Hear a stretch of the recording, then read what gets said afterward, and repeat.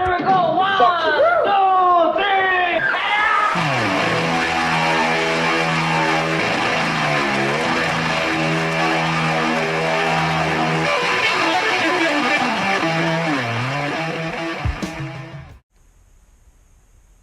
Hey there folks, today we got a rare treat. We got a tractor in the shop for a tune-up that somebody actually broke their wallet open and spent some money. How do you tell? It's got a metal hood, metal sides, that's how. This is a shaft driven hydrostatic transmission that's cast iron. This thing is definitely not the cheap MTD stuff that you see quite a bit that will be coming into the shop. They weren't kidding when they called this thing the heavy duty GT 2554. Why they didn't use the letter X in the model, I don't know. They should have. Makes it a little bit more sexy. Anyway, this thing's heavy. It's got a cast iron front axle. Pivot point wears out a little bit if you can see that front axle moving back and forth as you jiggle the steering wheel. If you got a 300-pound old lady that's going to cut the grass, this is what you want to buy for her. Anyway, I'm going to spare the details of the tune-up. There's really not much to notice except it's a V-twin Kohler, and most of the time in the model number it'll kind of say what the engine horsepower is and what the size of the deck. That's what most of the models are. So this is a 2554. You can assume that it's 25 horse, 54-inch deck. The deck has been removed somewhere else in the shop here. I'll have to find that to sharpen the blades and check all the idlers. But for a tune-up on this, basically you're just going to change the oil in the oil filter. I'm not going to go through that on camera because it's not, if you're here you already know how to do that. And then the two spark plugs are going to be a RC12YC, that's the champion number. And then the air filter on top, you can remove and blow that out or just replace it. Either way, replacing it's probably the best scenario with this. Kohler was really proud of this engine. They charged like $2,000 for replacement.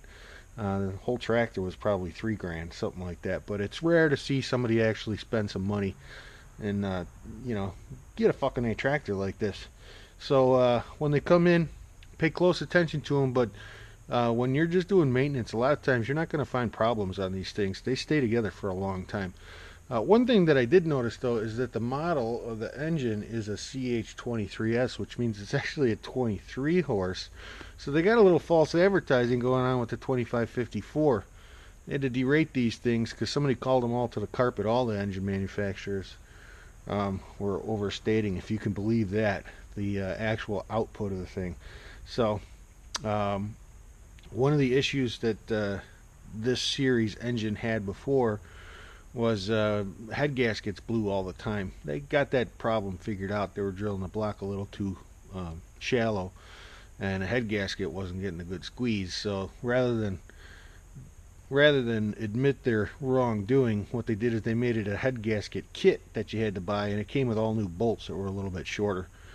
Pretty sneaky, but hey, what are you gonna do? Corporate profits trump honesty. So to get into the engine, you take these here wing nuts off, and these side panels come off real nice for access to get to all your stuff. There's not much else to really look at. On the deck, you want to make sure that you check all the pulleys for any wobble, idlers especially, but the spindle bearings too. And grab the blade, jiggle them up and down when you take them off to sharpen them.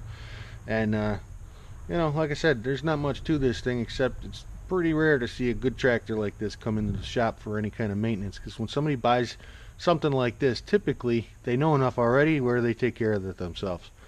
So as I'm going through here, if I see anything, I will take a picture and show you. One thing that did occur to me while I was doing this here tune-up, now that the sides are off and you can see there's the drain down at the bottom, dumps right onto the part of a frame connector.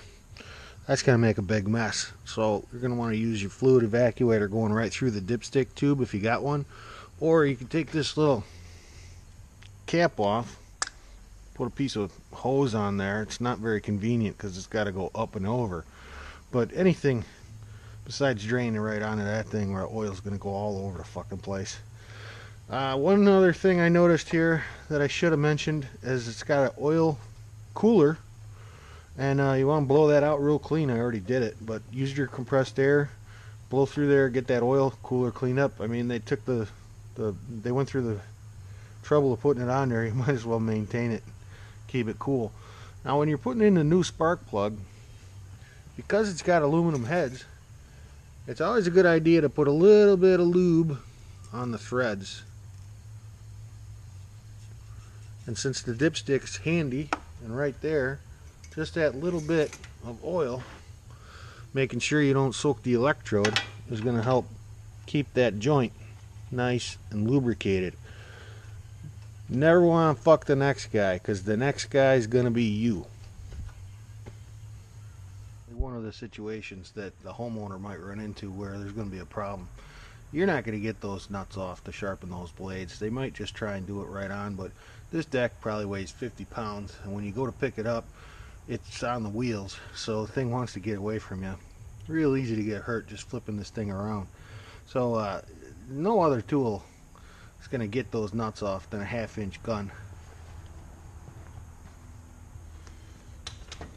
Now keep in mind, these are all pulleyed together with a belt, so when you spin one, they're all spinning. You got to stay out of the way.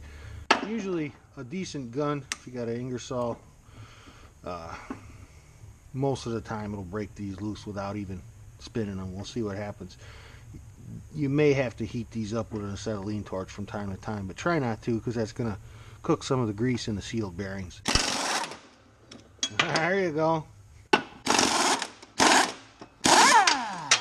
Say hello to my little friend. I mentioned, when you take these blades off, stack them all up and make sure they're the same size, because a lot of times on an MTD deck, usually a 46-inch deck, there's going to be one blade that's shorter than the other two, and that's going to go in the center.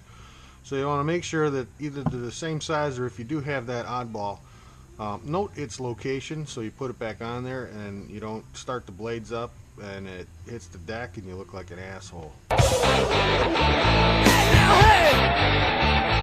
We got the blades all sharpened up. You want to make sure that you put some grease on the screw or the spindle bolt, so those nuts come off easy next time. Also, when you're putting the blade on, remember, these wings always face upward. Don't put it on upside down. I can't believe how many times people do that. So, put them on like so. Put some grease on the nut, and don't fuck the next guy, because you're the next guy.